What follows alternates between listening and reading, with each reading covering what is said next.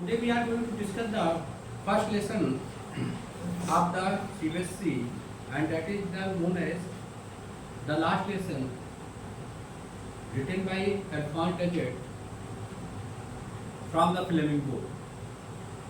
Alphonse Daudet 1814 to 1897 was a French novelist and short story writer. The last lesson is set in the days of the Franco-Prussian War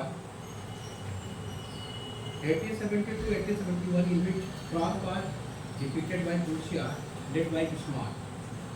Prussia then consisted of what now are the nations of Germany, Poland, and parts of Austria.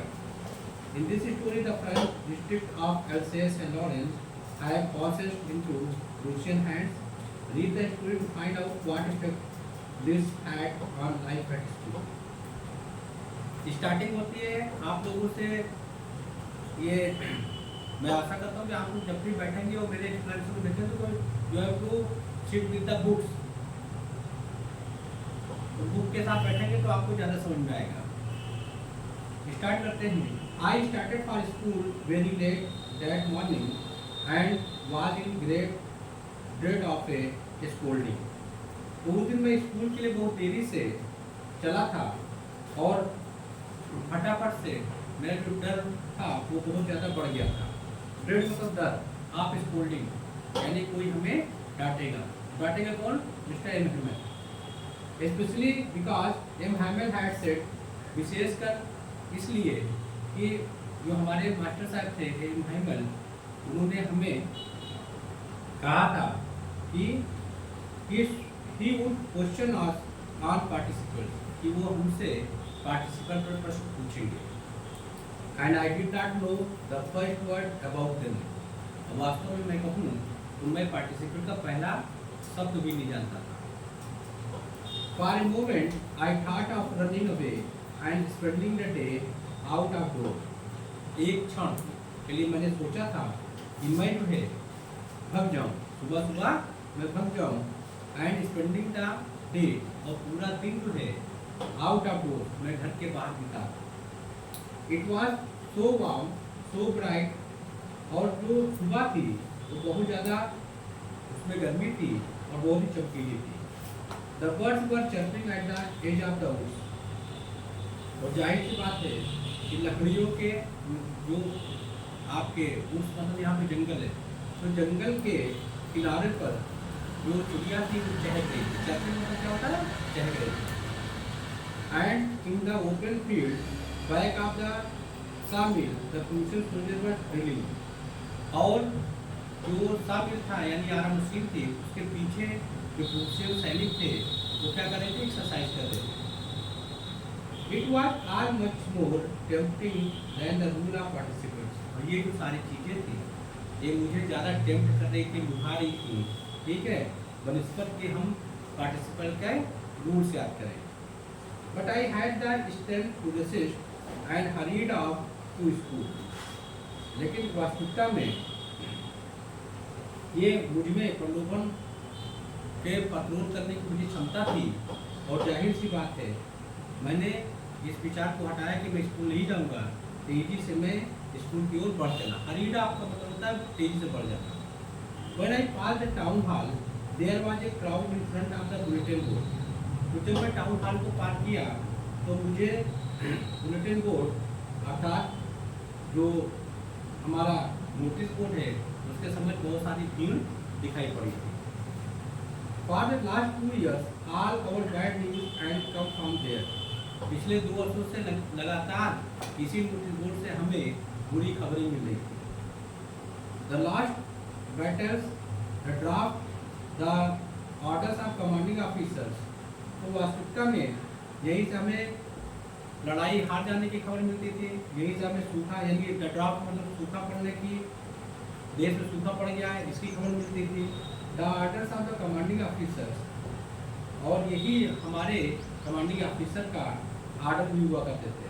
And I thought to myself without stopping, तो मैंने सोचा था स्वयं से बिना अपने आप को रोके हुए, what can be the matter now, अब क्या मामला हो सकता है, अब मामला क्या हो सकता है। Then as I hurried by as fast as could go, फिर जब मैं तेजी से मतलब निकला वहां से, जितनी तेजी से मैं निकल सकता था, the blacksmith Wachter who was there, तो उस लोहार के पास से गुजरा, है ना, विद हिज अप्रेंटिस, जो अपने चेलों के साथ था, रीडिंग द बुलेटिन, जो वो खबर पढ़ रहा था, समाचार पढ़ रहा था, बुलेटिन मतलब समाचार, कॉल आफ्टर मी, उसने पीछे से मुझे आवाज दी, क्या बोला, बब, क्या बोला, don't go so fast bub, you will get out to your school in plenty of time, bub इतने तेज मत जाओ, तुम स्कूल काफी वक्त पहले पहुंच जाओगे, अर्थात अभी स्कूल पहुंचने में तुम्हें काफी समय है। I thought he was making fun of me, मैंने सोचा कि वो मेरा मजाक बना रहा है। I reached Hammer's little garden all out of breath, और जाहिर सी बात है मैं हाँफता हुआ, आउट ऑफ ब्रीथ का मतलब होता है हाँफता हुआ या ग्रास्पिंग फॉर ब्रीथ, मैं तेजी से हैमर के छोटे से गार्डन में पहुंच गया था। नेक्स्ट देखिए line, usually when school began, तो प्रायः जो है जब स्कूल के आरंभ होने का समय होता था, देयर वाज ए ग्रेट बसल, तो वहाँ पर बहुत ज़्यादा जो है शोर होता था, बसल का मतलब होता है noise, which could be heard out in the street, जिसको स्पष्ट रूप से गली में सुना जा सकता था। The opening closing of desk, अभी शोर कैसे होता था, यानी डेस्क के खुलने से और बंद होने से, लेसन्स रिपीटेड इन यूनिसन, और एक बिल्कुल स्वर में जो पाठ थे वो दोहराए जा रहे थे, वेरी लाउड, बहुत ही तेजी से, with our hands over our ears to understand better, और फिर हम लोगों को अपने कानों पर अपने हाथों को रखना होता था ताकि हम इस शोर में से अपनी सही चीज़ों को पकड़ सकें, यानी जान सकें क्या हो रहा है। And the teachers great ruler writing on the table, और एम हैमिल का जो महान दंड था, यानी जिससे वो रूलर था, वो उसको उस पर क्या कर रहे थे, राइटिंग कर रहे थे, पटक रहे थे। But now it was all so strict, लेकिन अब जाहिर सी बात जो चीज़ें थी वो सब कुछ बिल्कुल शांत हो गया था, स्टिल मतलब शांत। I had counted on the commotion to get to my desk without being seen, ठीक है, तो आई हैड काउंटेड ऑन, अर्थात काउंटेड ऑन का मतलब होता है मुझे इस सहारे की आशा थी कि द कमोशन, यानी जो शोरगुल है, to get to my desk, इसी शोरगुल के बीच में मैं अपने डेस्क तक पहुंच जाऊंगा और कोई मुझे देखेगा भी नहीं। बट आपको लेकिन वास्तव में that day everything had to be as quiet as Sunday morning, हर चीज उस सुबह इतनी शांत हो गई थी जैसे वो संडे की सुबह हो, ठीक है। थ्रू द विंडो आई सा माई क्लासमेट्स, खिड़की से मैं झाँक के देखता था तो जो मेरे क्लासमेट्स हैं, ठीक है, ऑलरेडी इन देयर प्लेसेस, वो अपने अपने स्थानों पर बैठे हुए थे। And M Hamel walking up and down with his terrible iron ruler under his arm, अपने आर्म में बार में थे वो रूलर को दबाए हुए, जो हमारे मास्टर साहब थे एम हैवेल, वो लगातार आ जा रहे थे, यानी वॉकिंग कर रहे थे। I had to open the door and go in before everybody, मुझे दरवाज़ा मजबूरी में खोलना पड़ा था और सभी के समक्ष मुझे जाना पड़ा। You can imagine how I blushed and how frightened I was, आप केवल इस बात की जो कल्पना कर सकते हैं कि उस दिन मैं कितना ज़्यादा शर्म से लाल हो गया, है ना, यानी felt ashamed and how frightened I was, और मैं कितना उस दिन डर गया था। बट नथिंग हैपेंड, लेकिन हुआ कुछ नहीं।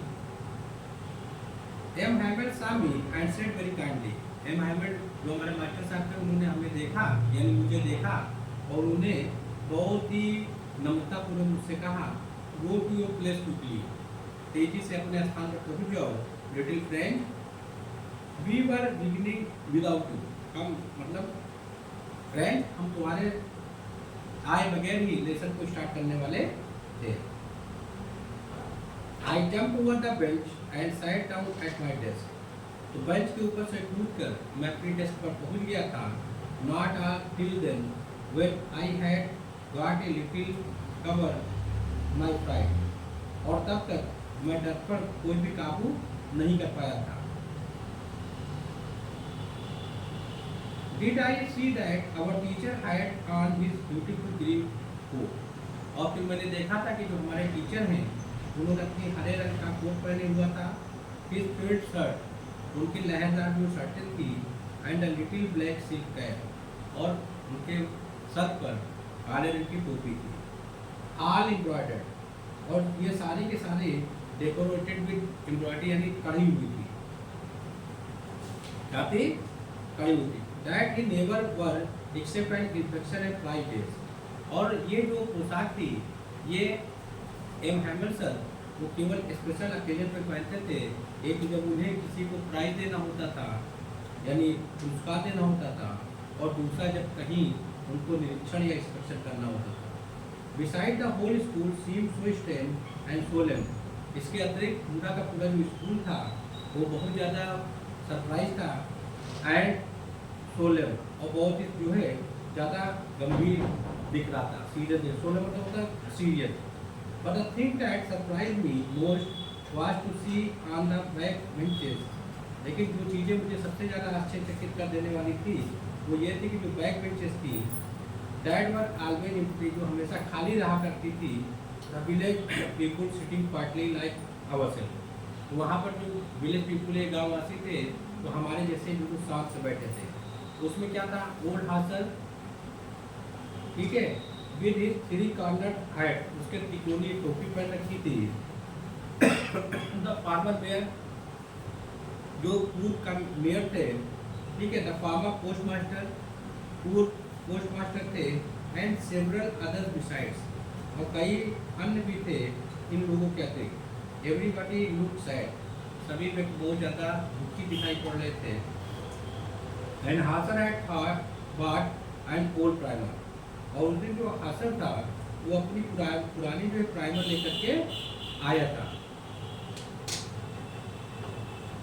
एंड ओल्ड प्राइमर थम एट द एजेस, थम एट का मतलब जो चीज़ें मुड़ी हुई थी, यानी जो कोने से मुड़ी हुई थी। And he held it open on his knees with his great spectacles lying across the pages, और उनके जो किनारे थी बुक की जो हासन लेके आया था मुड़े हुए थे, ठीक है, और इसने हासन ने इस किताब को अपने घुटनों पर खोल कर रखा था, और उसका जो बड़े चश्मा पेजों के बीच में पड़ा था। While I was wondering about it all, ठीक है, M. Hamel mounted his chair and in the same grave and gentle tone which he had used to me said। तो जब मैं इन सारी चीज़ों को देख रहा था, एम हैमल माउंटेड इन चेयर, एम हैमल अपनी कुर्सी पर बैठ गए थे, माउंटेड पर बैठ गए थे। And in the same grave, और बहुत ही गंभीर वाणी में, एंड जेंटल टोन, और नम्रतापूर्वक, which he had used to me, जो मुझसे हमेशा ऐसी बातें करते थे। उन्होंने कहा, क्या कहा? उन्होंने कहा, my children, this is the last lesson I shell give you. ये अंतिम अध्याय है जो मैं आपको पढ़ा रहा हूँ। The order has come from Berlin to teach only German in the schools of Alsace and Lorraine. Berlin से ये आदेश आया है, बर्लिन जो है वो जर्मनी की राजधानी है, वहाँ से ये आदेश आया है कि कल से एलिस और लॉरेंस के स्कूल्स में फ्रांसीसी भाषा नहीं पढ़ाई जाएगी, बल्कि कल से क्या पढ़ाई जाएगी? जर्मन भाषा पढ़ाई जाएगी। The new master comes tomorrow, कल नया मास्टर आएगा। This is your last French lesson, ये आपका अंतिम फ्रांसीसी भाषा सीखने का अध्याय है। I want you to be very attentive, मैं चाहता हूँ कि आप सब जो है बहुत गौरपूर्वक इसको सुनिए। वाट a thunderclap these words but to be, और ये जो है जो शब्द थे ये मेरे लिए किसी सदमे से कम नहीं थे, ठंडक लेव थे। वो the wretches that was what they had put up at the town hall. अरे अभागो, अभागे, रिचेस मतलब होता अभागे, यही वो बात थी जो उन लोगों ने टाउन हॉल के बोर्ड पर लगा दिया था। पुट अप का मतलब होता लगाना, ठीक है। माउंटेड का मतलब होता है जो है चढ़ गया या बैठ गया। और अटेंटिव का मतलब होता है कंसंट्रेटेड, ध्यान के साथ। अंडर क्लैप जो स्टार्टलिंग एंड अनएक्सपेक्टेड, जो बहुत ही चौंकाने वाला है और अनपेक्षित। जब मैं सुनिए माय लास्ट फ्रेंच लेसन, अच्छा मेरा ये अंतिम फ्रेंच का part. Why I hardly knew how to write, अरे मुझे अभी तो ठीक से लिखना भी नहीं आया। आई should never learn any more, मुझे अभी और सीखना है। आई मस्ट स्टॉप देयर, मुझे वहीं रुकना था। देन तक oh how sorry I was for not learning my lesson, अब मैं कितनी अपने आप को अफसोस प्रकट कर रहा था कि मैंने अपने अध्याय को नहीं पढ़ा। फॉर सीकिंग बर्ड सेट्स, और जब पढ़ाई हो रही थी तो मैं अंडू, चिड़िया के अंडू की तलाश में रहता था। Are going sliding on the Saar, या सार नदी के किनारे मैं क्या करता, सरका करता था, sliding. My books that had seemed such a nuisance a while ago, और मेरी जो किताबें थी वो मुझे कुछ समय पहले तक बहुत ही ज़्यादा न्यूजेंस या रबिश लगा करती थी, बकवास लगा करती थी।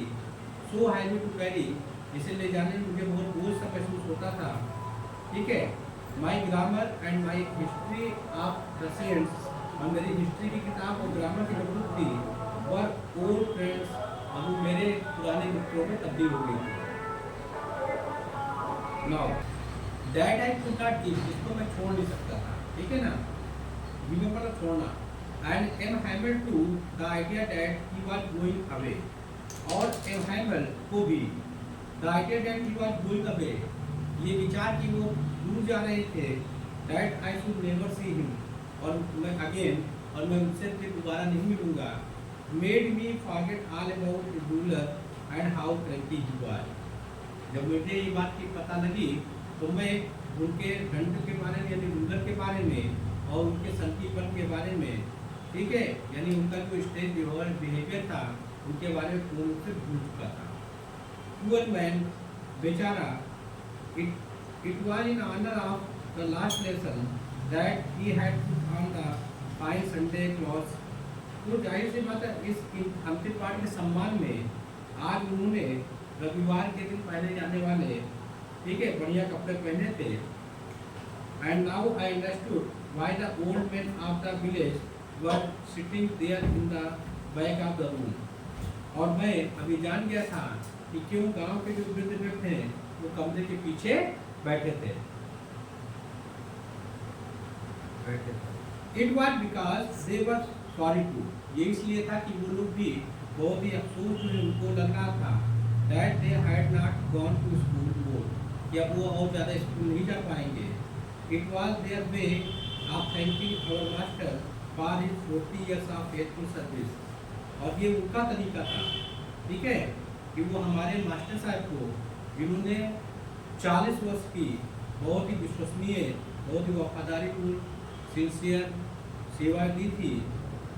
End of showing there respect for the country, और देश के प्रति उनके जो है सम्मान को प्रदर्शित करने के वास्ते, दैट वाज देयर्स नो मोर, ठीक है, जो अब उनका नहीं था, अर्थात ये स्कूल अब उनका नहीं रह गया था। While I was thinking of all this, जब मैं इन सारी चीज़ों के बारे में सोच रहा था, I heard my name called, मैंने सुना कि मेरा नाम पुकारा गया है। It was my turn to recite, अब मेरी बारी थी कि मुझे जो है सुनाना था। रिसाइट मतलब था सुनाना।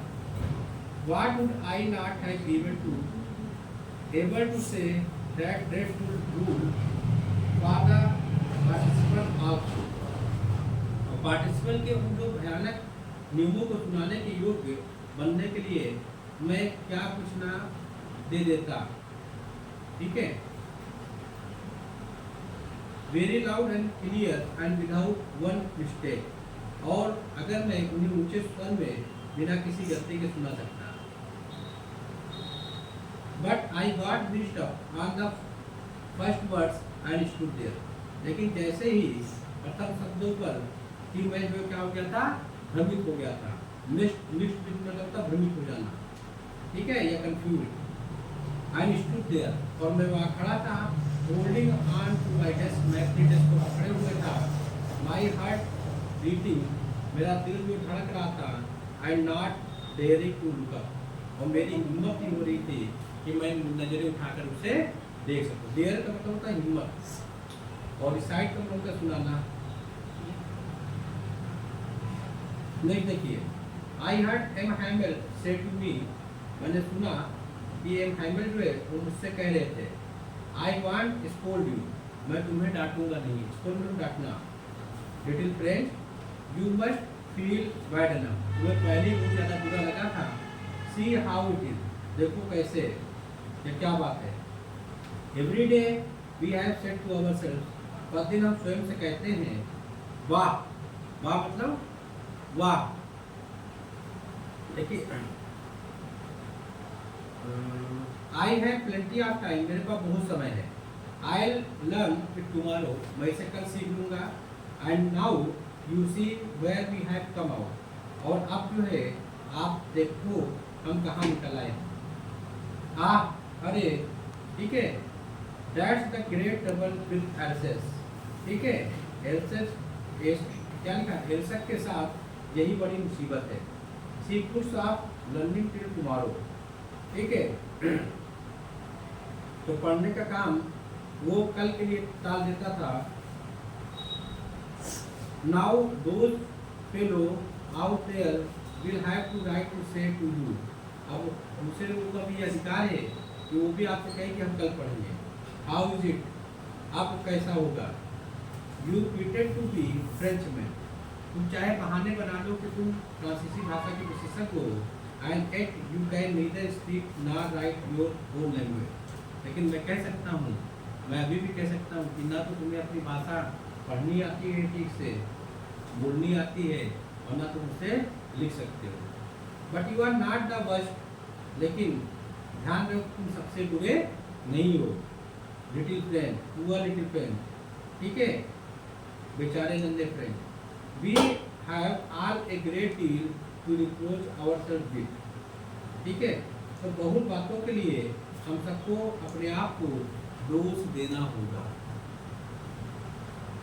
रिप्रोच का मतलब होता है कि ब्लेम या दोष देना। पुट्स ऑफ का मतलब होता है प्रोक्रेस्टिनेशन यानी टालना। पुट्स ऑफ का मतलब होता है प्रोक्रेस्टिनेशन यानी टालना किसी चीज को। नेक्स्ट देखिए, your parents were not anxious enough to have you learn, तुम्हारे माँ बाप तुम्हारी पढ़ाई के लिए अधिक उत्सुक नहीं थे। They prefer to put you to work on a farm, तो जो वो जो है तुम्हें किसी खेत या फैक्ट्री में काम पर लगाना अधिक पसंद करते थे ताकि कुछ उन्हें पैसा मिल जाए। So as to have a little more money. And I, और मैं, I have been to blame also, दोस्त मेरा भी है। Have I not often sent you to water my flowers instead of learning your lessons, मैं तुम्हें अपने फूलों को सीखने के लिए भेज देता था, ठीक है, जब कभी भी मुझे समय मिलता। And when I wanted to go fishing, और जब मैं मछली मारने जाया करता था, ठीक है, did I not just give U A holiday, क्या उस दिन मैं तुम्हारी छुट्टी नहीं कर देता था। Then from one thing to another, ठीक है, फिर एक बात से दूसरी बात निकलती रही। M Hamel went on to talk to the French language, और एम हैमल फ्रेंच लैंग्वेज के बारे में बात करते रहे, saying that it was the most beautiful language in the world, और ये भी कहते रहे कि संसार की सर्वोत्तम भाषा है। द क्लियरेस्ट, बहुत ही स्पष्ट, एंड मोस्ट लॉजिकल, और बहुत ही तार्किक। That we must guard it, और हमें इसको हर प्रकार से संरक्षित या गार्ड करना होगा। एमंग अस, हमें, एंड नेवर फॉरगेट इट, और कभी भी हम लोग इसको भूलेंगे नहीं। Because when people are enslaved, क्योंकि जब किसी व्यक्ति को गुलाम, जब व्यक्तियों को जो है गुलाम बनाया जाता है, as long as they hold fast of their language, लेकिन जितने ही अधिक जुड़ाव से अपने लैंग्वेज से जुड़े रहते हैं, it is as if they had the key to their prison, लेकिन अगर व्यक्ति या जो गुलाम बनाए व्यक्ति अपनी भाषा को जानते हैं, तो आप समझिए कि वो अपने जेल की चाबी अपने साथ रखे हुए हैं, यानी कभी भी आज़ाद हो सकते हैं।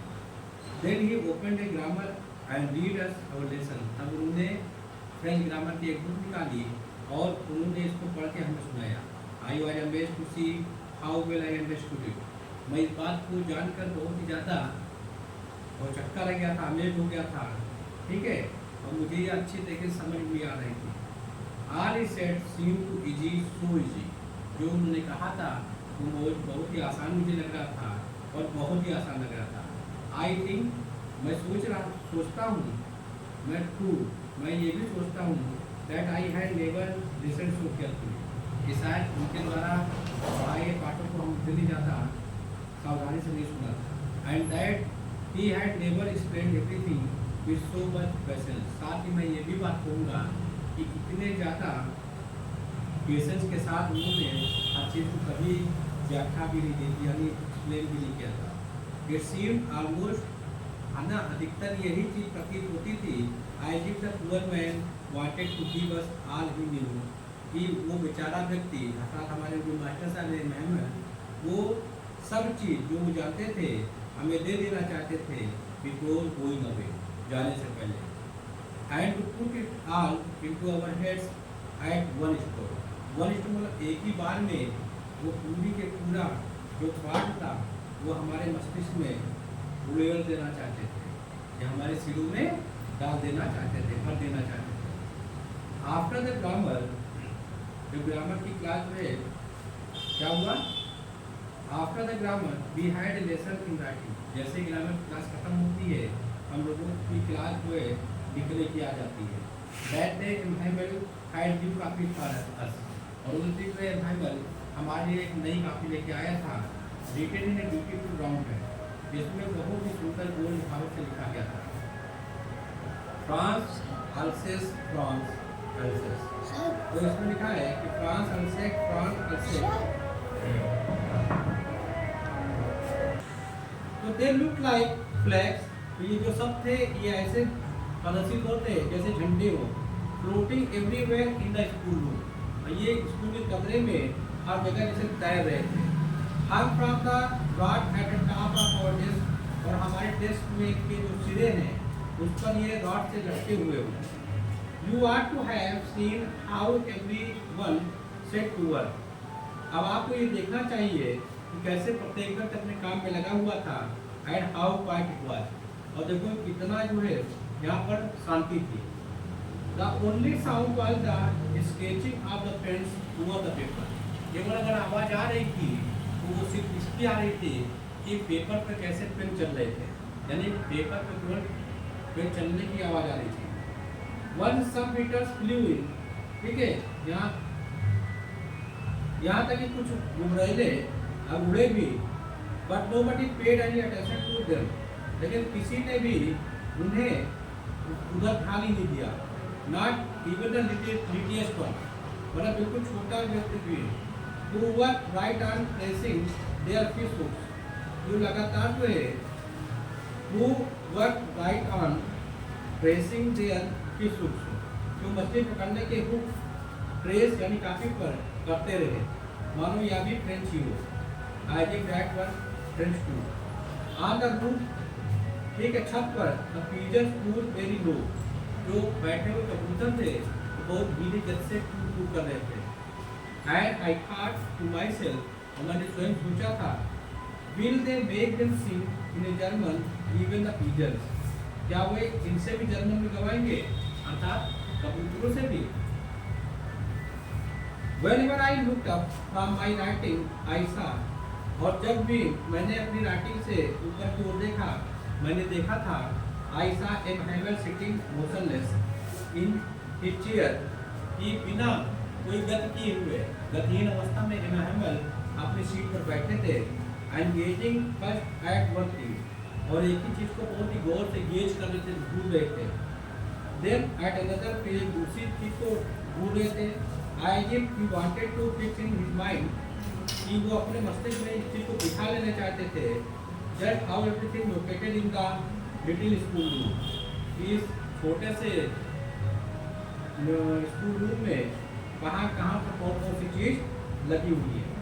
फैंसी, इस चीज़ के बारे में हम केवल कल्पना कर सकते हैं। 40 years he had been there in the same place, एक ही स्थान पर लगभग 40 वर्ष तक रहे, with the garden outside the window, और उनकी खिड़की के बाहर में उनका बगीचा था, and his class is front of him, और बगीचे के सामने उनकी क्लास हुआ करती थी, just like that, ऐसी बहुत सारी चीज। Only the desks and benches had been one school, केवल बेंचेज और डेस्क जो थी वो घिस घिस करके बहुत चिकनी हो चुकी थी। The walnut trees in the garden were taller, और जो बगीचे में अखरोट के जो पेड़ थे वो पहले ज़्यादा लंबे हो गए थे। And the bovine that he had planted himself, और जो bovine यानी अखरोट की जो बेलें थी वो उसने स्वयं लगाए थे। Twined about the windows to the roof, वो जो खिड़की को लपेटती हुई छत तक पहुँच गई। How it must have broken his heart to leave it all, ठीक है। ये सारी चीजें जो है उनका कैसे हृदय जो है तोड़ देती ऑल गवर्नमेंट बेचारा। To hear his sister moving about in the room में बब, और उनकी बहन की चलने की जो आवाज़ थी जो कमरे के ऊपर जो छत थी उस पर पैकिंग देयर ट्रंक्स, जो अपने सामान को जो है क्या कर रही थी, पैक कर रही थी। For they must leave the country next day, क्योंकि अगले दिन उनको जो है देश से छोड़ना ही था। But he had the courage to hear every lesson to the very last, और उनमें इतनी हिम्मत थी कि उसने हर पाठ को अंत तक सुना। After the writing, ठीक है, उल्लेख के बाद हमारी we had a lesson in history, हम लोगों का इतिहास का पाठ था। And then the baby chanted their ba be will go do, और फिर जो शिशु थे वो अपना बी गो बोल याद कर रहे थे।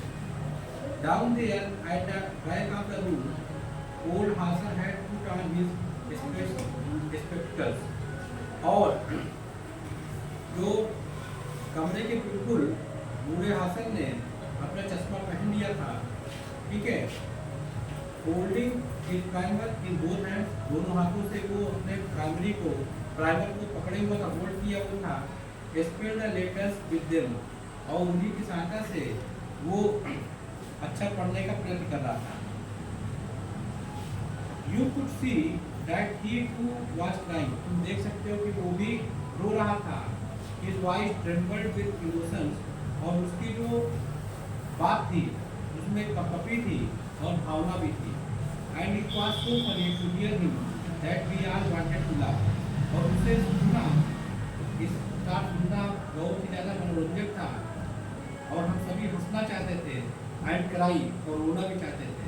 How will I remember it, कितनी अच्छी तरह मुझे याद है। दैट लास्ट लेसन, वो अंतिम अध्याय। तो देखिए चैंटेड का मतलब होता है गाकर पढ़ाना, होल्डिंग मतलब होता है कीपिंग या पकड़े होना, प्राइमर मतलब होता है बेसिक रीड्स, उसको प्राइमर कहते हैं। स्पेल मतलब जो बीच करना है, ये प्रोनाउंसिएशन करना। ट्रम्बल का मतलब होता है सूप कांप रहे थे, और इमोशंस का मतलब होता है भावना, ठीक है। वो पॉइंट मतलब होता है एक प्रकार की लता। एंजेलस, एंजेलस जो है Roman Catholic devotion in honour of Annunciation and Incarnation, ये धार्मिक पूजा। ट्रम्पेट्स का मतलब होता है ड्रम्स या लगाने। माय फ्रेंड्स, मेरे मित्रों, all at one the church clock struck 12, बिल्कुल तभी चर्च की जो घंटी थी उसने 12 बजाए। देन द एंजेलस, तभी जो है ये धार्मिक पूजा स्टार्ट हो गई थी। At the same moment the trumpets of the Prussians, ये उसी समय तीर से दबते हुए जो पर्शियन लोगों के नगाड़े थे, है ना, रिटर्निंग फ्रॉम ड्रिल, जो अभ्यास से वापस लौट रहे थे, साउंडेड अंडर और विंडो, वो हमारी खिड़की के नीचे बजने लगे थे। M Hamel stood up, M Hamel खड़े हुए इन हिज चेयर, अपने जो कुर्सी से, जो बहुत ही पीले पड़े हुए जो एम हाइमन थे खड़े हो गए थे। इन हिज चेयर, वेरी पेल, बहुत ही पीले पड़े थे। इन हिज चेयर, अपने कुर्सी से। आई नेवर सा ही लुक सो टॉल, और मैंने उन्हें इतना लंबा पहले नहीं देखा था। Then he turn to the blackboard, फिर जो है वो किधर मुड़े, नहीं, माय फ्रेंड्स सेड ही, उन्होंने कहा मेरे मित्रों, आई मैं बट समथिंग चोक्ड हिम, लेकिन कुछ चीजें ने उसका गला को बिल्कुल जैसे रोक दिया हो, रूल दिया हो, चोक कर दिया हो, कि कुड नॉट गो ऑन, इसके आगे कुछ बोल नहीं सके थे।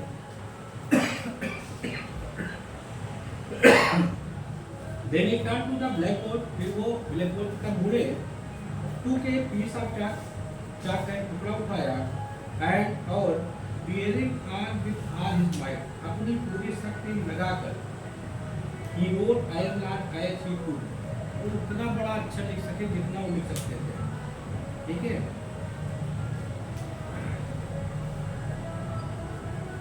क्या लिखा? Then he start वी वन फ्रांस, उसने कहा फ्रांस जो है चिरंजीवी हो। Then he stopped and leaned his head against the wall, और फिर तब वो रुक गए और सिर को जो दीवार पर झुकाते हुए,